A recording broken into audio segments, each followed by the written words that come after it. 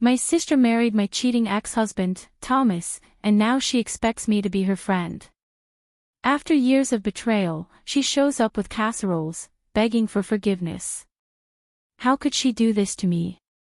Can I ever trust her again? My name is Donna, and I'm 32 years old.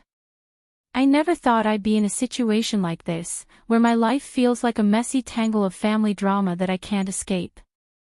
It all started 3 years ago when my marriage to Thomas fell apart. We'd been together for 6 years, married for 4 of them, but things just didn't work out. He cheated on me with a coworker, and after months of fighting and trying to fix things, I decided I'd had enough. I filed for divorce, packed my bags, and moved back into my mom's house to figure out what to do next. It was humiliating, but I told myself I'd get back on my feet eventually. What I didn't expect was that my older sister, Jennifer, would end up marrying Thomas, and now she's acting like I should just get over it and be her friend. Let me tell you a bit about Jennifer. She's 35, 3 years older than me, and she's always been the confident one.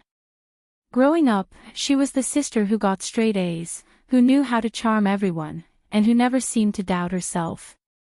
I admired her for it, but sometimes it felt like she thought she was better than me.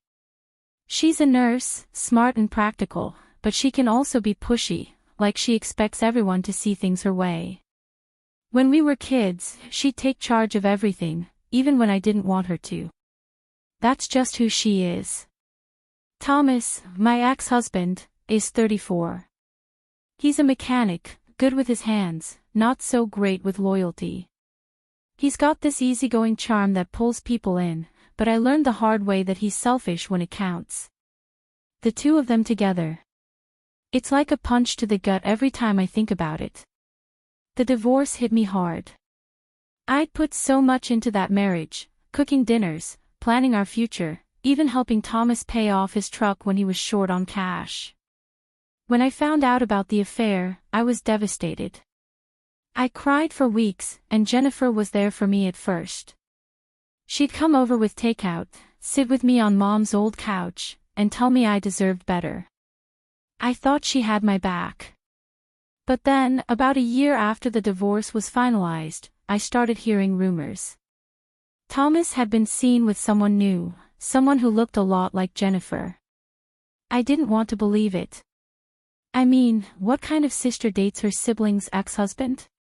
But when I confronted her, she didn't even deny it. Donna, it's not like I planned this, she said, sitting across from me at her kitchen table.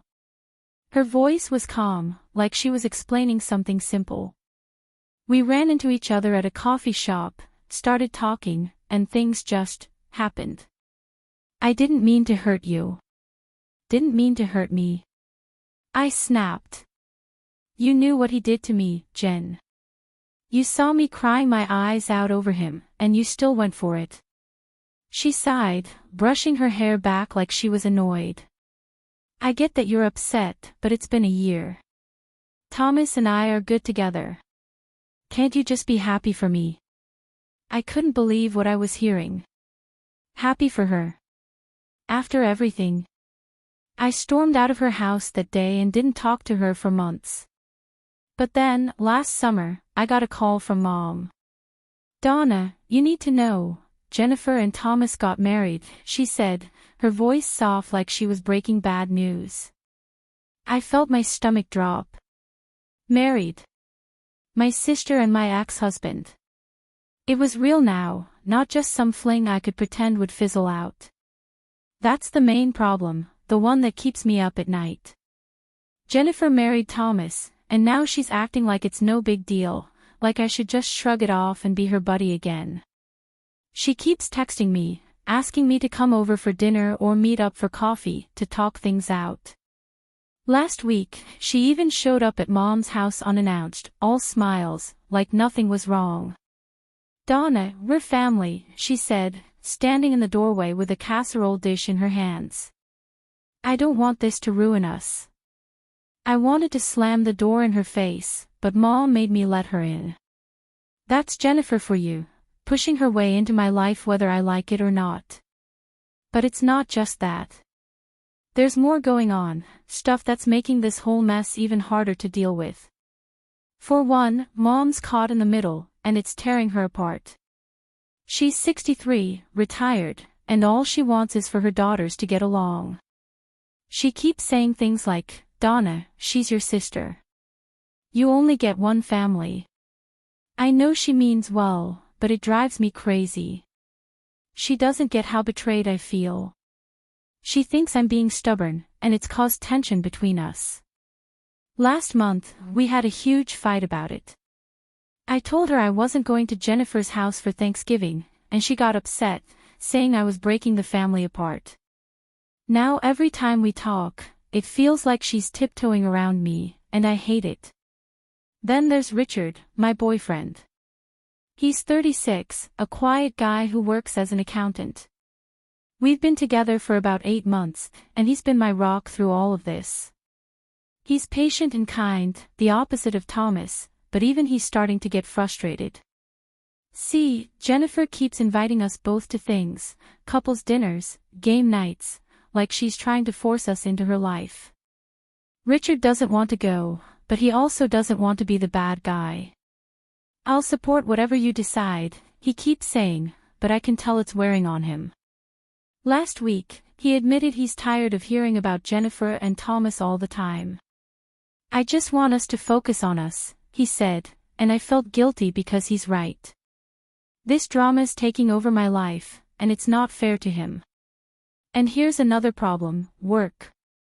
I'm a receptionist at a dental office, and my boss has noticed I've been distracted lately.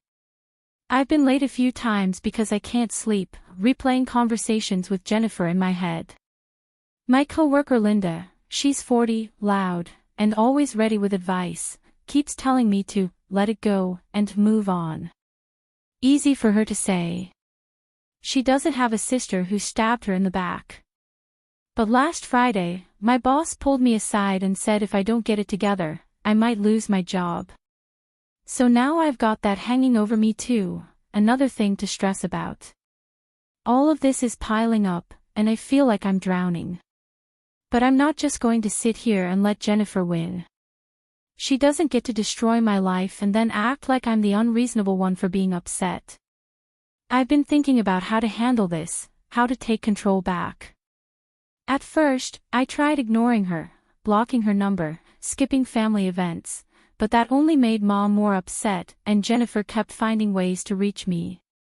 So I decided I needed a smarter plan, something that'd protect me and maybe even turn this around in my favor. About a month ago, things got even more complicated when Jennifer started dropping hints about wanting me to babysit her stepdaughter, Thomas's kid from his first marriage. Her name's Lily, she's 6, and I've only met her a couple of times. Jennifer called me one afternoon, all casual, saying, "Donna, it'd be so great if you could watch Lily sometime. She's such a sweet girl, and it'd give us a chance to bond, you know, as aunts should." I nearly dropped the phone. Bond? With Thomas's daughter. The idea made my skin crawl. I mumbled something about being busy and hung up, but it left me fuming. It felt like she was trying to drag me deeper into her life with Thomas, like babysitting his kid would somehow erase everything that happened. Richard was there when I got the call, and he just shook his head. "She's got some nerve," he said, and I couldn't agree more. On top of that, I've been dealing with whispers from our extended family. My cousin Linda, she's the loud one from work, heard from our aunt that some relatives think I'm the one making this harder than it needs to be. "They're saying you should just let it go, Donna," Linda told me over coffee one day. "They don't get why you're still mad." I wanted to scream. Of course they don't get it, they didn't have their husband cheat on them and then watch their sister swoop in. It's easy to judge when you're not the one hurting. I told Linda I didn't care what they thought, but deep down, it bothered me. Family gatherings are coming up, like Christmas, and I'm dreading the awkward stares and fake smiles. It's another layer of pressure I didn't ask for. One night, lying awake in bed, I came up with an idea. What if I set some boundaries but still kept things civil? Not for Jennifer's sake, but for mine, and for Mom and Richard. I didn't want to lose them over this. So the next time Jennifer texted me, asking me to meet her for lunch, I didn't say no right away. Instead, I wrote back, "I'll come, but only if we don't talk about Thomas or your marriage. And Richard's coming too." I figured if she wanted me in her life so bad, she'd have to play by my rules. To my surprise, she agreed. We met at a little diner near my work. Richard sat next to me, holding my hand under the table, and Jennifer showed up alone. She looked nervous, which I secretly enjoyed. "Thanks for coming," she said, picking at her fries. "I just want us to be sisters again." I took a deep breath and laid it out. "Jen, I'm not okay with what you did.